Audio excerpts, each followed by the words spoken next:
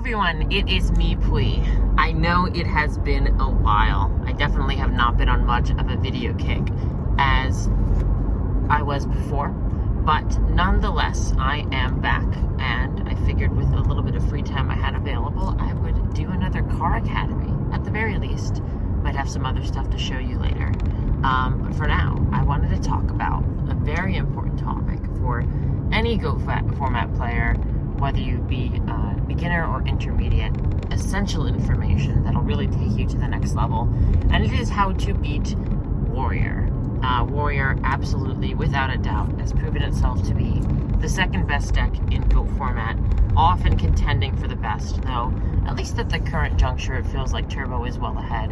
Nonetheless, Warrior is without a doubt the fun police of Go format. If your deck cannot beat Warrior reliably, then it is not going to be able to see any success, and you'll also likely not even do too great on the dueling book ladder, which of course is not a priority for everyone, but Warriors can be absolutely frustrating. You see, Turbo, while being the best deck, is a deck about building advantage, moving through their cards, consistency, and kills. It is a deck that truly allows for the player's expressiveness to come out, and also allows for their mistakes to then squander that advantage.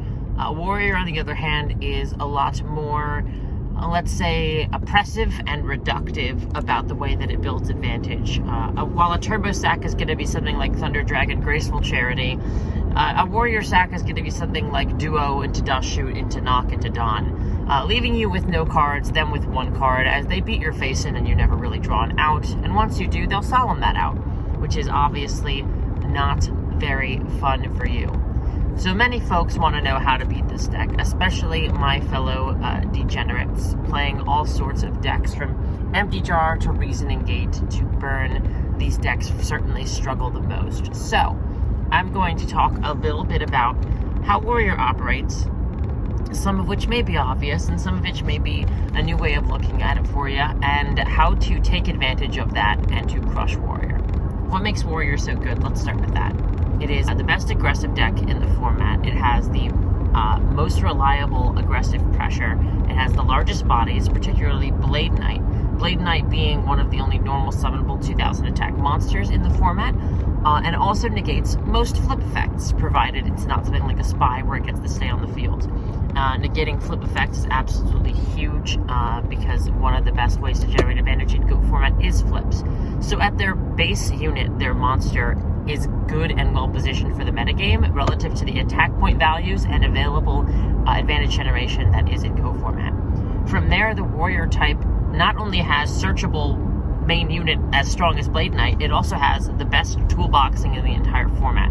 You have access to Exiled Force, DD Warrior Lady, Sasuke, Mystic Swordsman. If you have a monster on an empty board and your Warrior player opponent has a Rhoda, they have a way to remove your monster, no matter what it is. In a vacuum, they have a way to remove your monster. At the same token, they also have plenty of ways to resist your moves on your own turn. They have plenty of powerful reactive traps, ranging from Sakuretsu Armor to keep their warrior safe from big monsters' attacks, to trap Dust Shoot to take out whatever the best monster is in your hand and to give them that essential information to close out the game, and of course Solemn Judgment, as well as the Trap Trinity, Dust Tornado occasionally, and some of the other usual suspects. So you very often against Warriors are placed in this situation where you can't tell whether or not you're supposed to be offensive or defensive, proactive or reactive, because most of the time it is either a coin toss or really no question at all whether or not the Warrior can punish you being proactive or reactive. If your opponent has a Rhoda in their hand and a Sakuretsu Armor on the field, and a fairly sizable monster that you happen to have a way to get over, you're now stuck in a position of whether or not you summon or set that monster. If you summon it, it's getting Saku'd. If you set it, it's probably getting Mystic Swordsman or DD Warrior Lady or Exiled Force, and eventually you'll have no cards, they'll have one monster. They're trying to simplify the game. They do not have advantage generation. The only way they generate advantage is through attacks, and they do it damn well. Not only do they have monsters equipped to answer any sort of monster via an attack, but they also just have generally the largest normal summonable bodies. Anything they can't handle with their bodies, they can handle with Sakuretsu Armor or any of the sort of traps. keep in mind, a lot of this is very right tool for the job rather than a versatile tool. One thing that Warriors notably does not have that Chaos Turbo has is something like Raigeki Break. Now, Raigeki Break, obviously, it requires a discard and it requires itself to be set, which are some downsides. But Raigeki Break and Phoenix Wing Wind Blast both work very, very well because they are chainable and they can answer anything. Now, compare that to Sakuretsu Armor. It's a very solid 1-for-1 card, but it does require your opponent to attack. If I set a Raigeki Break on the table alone and my opponent summons Breaker, I can just chain it. If I set a Sakuretsu Armor, I'm now down a Sakuretsu Armor for no value. If you understand this simple interaction, you can understand the first key to beating Warrior. What you see is what you get. They have what they have on the field. Each card has a certain reaction to a certain situation, and if you can ascertain what situations are what that the cards are being used in, it's way easier to determine that than versus Turbo. Now let me explain how this is useful. One of the most unfortunate things that a Warrior player can do, besides that Duo Dusk Dawn example, is the Whopper. That's Blade Knight and set 5 past the turn. Now generally, in a Whopper, not all 5 cards are actually reactive traps. Some of them might be Rhoda, and some of them might be Nobleman of Crossout. Some of them might even be something like a Snatch Steal. Not every single thing is going to be something they can do on your turn. So as you go, if you're paying attention to this or that set, and you start to notice what sort of actions are being let through, you can actually maybe figure out which of those cards are real or not. Some of them might just be bluffs or sets that they did just to make the Blade Knight bigger that turn. If you think a Sakuretsu Armor is set, don't attack. And that Sakuretsu Armor cannot kill your monsters. It's that simple. It's something that seems so counterintuitive, but when Turbo is good and ready to get rid of their monster, they can Raigeki Break whenever they want, be that proactive or reactive. Warrior has proactive and reactive tools, but they are not the same tool. And if you keep that in mind, you can take advantage of it quite easily. Now again, the main form of advantage generation for Warriors is attacks. And it is also their main win condition, is to be attacking as many turns as possible, hopefully every single turn of the game, with no more than 1 or 2 monsters usually, and they'll take you from there. If you try to do anything that stops that, they have a card for it, be it proactive or reactive. So the first thing that you need to do, the first way that you can stop this, I should say, there's a couple of ways you can, is to kill the Warrior. I'm not saying kill the Warrior in one single instance. I mean kill the Warrior when in doubt. If you see a Warrior, you're killing it, no matter what. Be that by attacking over it. You can side in Berserk Gorillas, or if you have good sizable bodies, you can use them well. Or you can board in a bunch of monster removal. Common examples include your own Sakuretsu Armors, Smashing Ground, Widespread Ruin. If you're not playing Raigeki Break main, you can play them side. If you play Berserk Gorilla, some Byra the Dark, Skilled Dark Magician, maybe even a Kaiku to get over some of their smaller stuff. Any of these that you can bring in to turn the game into a more 1-for-1 situation will be favorable for you against Warriors, especially if your deck is actually more of a control-oriented strategy. Reason being is that your deck actually does build real advantage, so if you can just get rid of their monsters while building your own advantage, it'll be quite effective. The second important thing to know is that you can also destroy their spell and traps, and very few of those are reactable. So cards like Dust Tornado, cards like Mobius, obviously your Heavy Storm, your MST, and your Breaker, those should be used quite well. Don't use them on random cards, because again, they could be set knocks. You want to figure out what cards are real or not, how they can react to your cards, and from there you'll want to destroy. But any sort of spell and trap removal you can use, even a Giant Trunade is quite good. Those will all be very effective in beating the Warrior and making it easier to kill the Warrior. But in the end, killing the Warrior is the most important thing, because if you have a decent amount of life points and you kill the Warrior, you're not going to die. They don't have a way to kill you quickly. Turbo can put multiple bodies on the board. Even Control can put multiple bodies on the board. Warrior has nothing but a single BLS, maybe a Chaos Sorcerer, a Premature Burial, and maybe a Call of the Haunted. But they're not going to kill you out of nowhere. If you keep killing their attacker, they are just sitting there. They're doing nothing, which is pretty easy for you to wait, build your advantage, get rid of their answers, and eventually kill them. They only can do one thing. They summon a monster and they attack, and then they can only do one thing on your turn, which is use their reactive traps to hopefully stop whatever you're doing to stop them from doing that. But if you get straight to the point, if you smash and ground that Blade Knight, if You Sakuretsu armor that Dawn. Eventually, you're not going to have any warriors left. They might even start drawing random traps, or they might draw that knock while you're hitting them in the face, and all of a sudden you're at a huge disadvantage, and you'll be able to take the game from them quite easily. The last thing you can do is actually work directly to stop the attacks. This is a little more meta-dependent and also deck-dependent than playing with this sort of killing the warrior strategy. It very much depends on how many dust tornadoes your average warrior list is going to be playing at a given time, which fluctuates depending on the meta. I believe in recent events, at least now, the dust tornadoes are kind of high, but I think that might be going on the downswing again. I'm not sure about that. So, this is cards, for example, Messenger of Peace, Swords of Revealing Light, Level Limit Area B, Gravity Bind, Nightmare Wheel if you're Burn. All of these cards will slow the warriors down considerably. Cards like Spirit Reaper can also help as well if you're playing them. And of course, we can't forget Scapegoat. This is why Control generally is regarded as having a really good matchup against Warrior, because Scapegoat, in combination with Metamorphosis, not only does that stopping the attack, but it also does that kill the Warrior. Or should I say, give the Warrior the suck.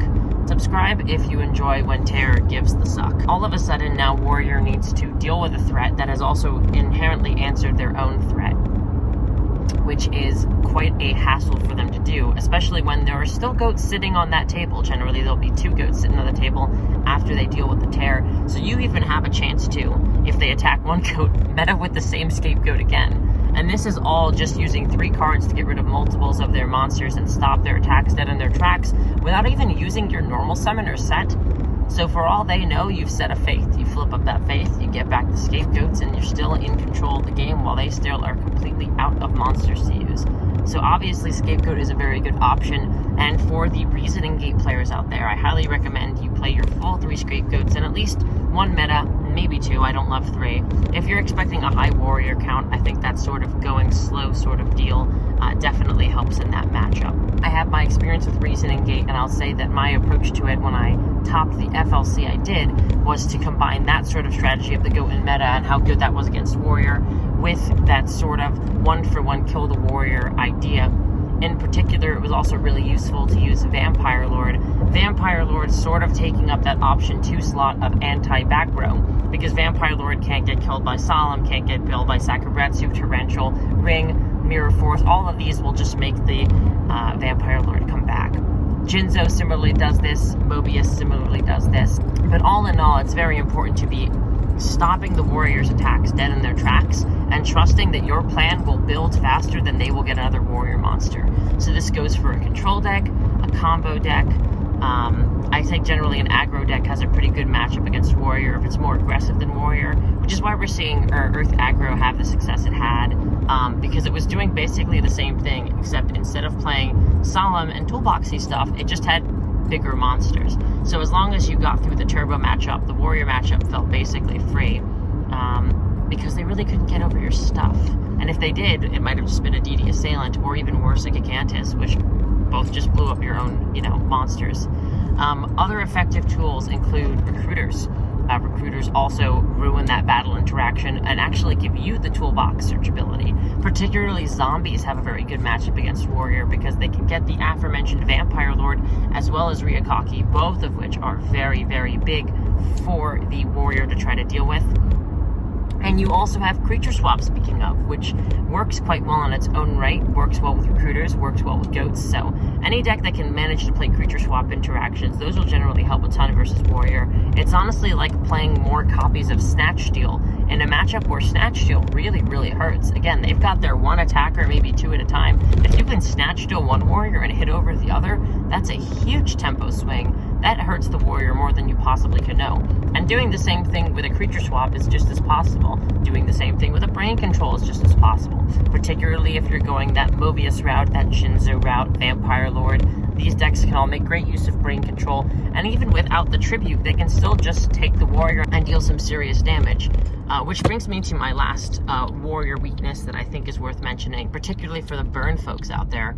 I think that warrior, in lieu of a more reactive and versatile trap, often has to use Solemn Judgment early. Sometimes it's the right move and you really don't have options as a result. sometimes they're doing it because they really need to stop something, even if they can't other ways. And all of a sudden, your card just now reads inflict 4,000 damage to your opponent. Depending on how you build your deck or how you approach a given matchup in Siding versus Warrior, this can be very advantageous because the best way to win the game of Yu-Gi-Oh! Is to reduce your opponent's life to 0. So if you can get them to do that early Solemn, it's generally very good for you if you're playing any sort of deck with Brain Control, any sort of deck with Burn, more aggressive monsters. If you have a Ring of Destruction in the pocket, I would save it until they use their first Solemn. You can get those cheap kills off Warrior. So what does this look like for each deck? We can go through some examples. For Reasoning Gate, I already gave examples. You have stuff like Brain Control, Vampire Lord, you get your Jinzo. You could also be using Messenger of Peace if you want to go the stop the attack route. I've even seen folks use Level Limit Area B because they're playing those giant Trunades to bounce the monsters themselves.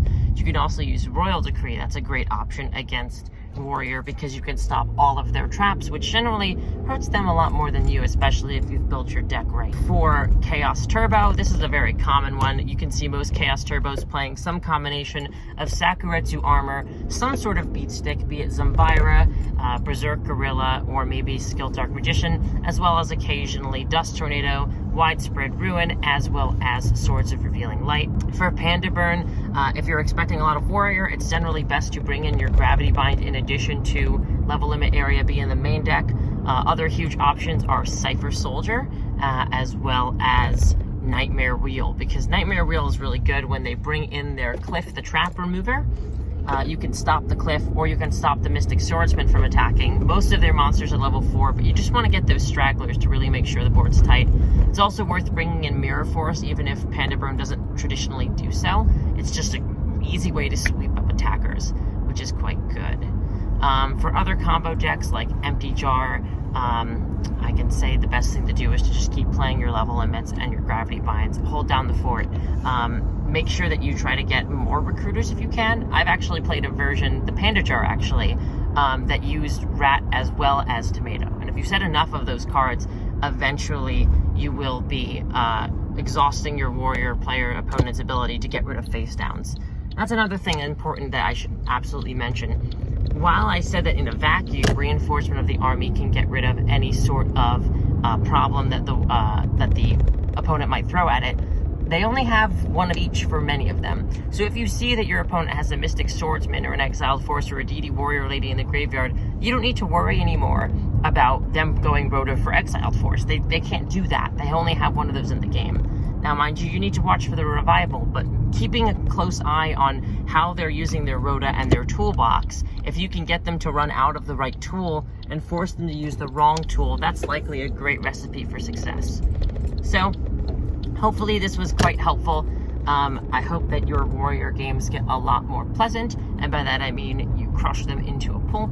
Keep in mind, you can't win them all. The deck wouldn't be top tier if it didn't have its fair share of power plays and sacking. It certainly does. But I think that taking this approach of really stopping their attacks in their tracks, really watching for how they're able to react to you with their one-use reactive toolbox traps, and how they're going to go about trying to get rid of your monsters with their little one-ofs that they're searching off Rota, is a great way to approach the matchup. So I thought I'd share, and I hope it's been a big help. If it has, please like, comment. Let me know if you want to know how to beat other decks. I could talk about plenty of decks, their strengths, their weaknesses, how to play them, how to beat them. I'm looking forward to seeing what you think. Make sure to subscribe. Make sure to tell your friends to subscribe. And I might be making some more stuff soon. But for now, I hope you have a lovely night.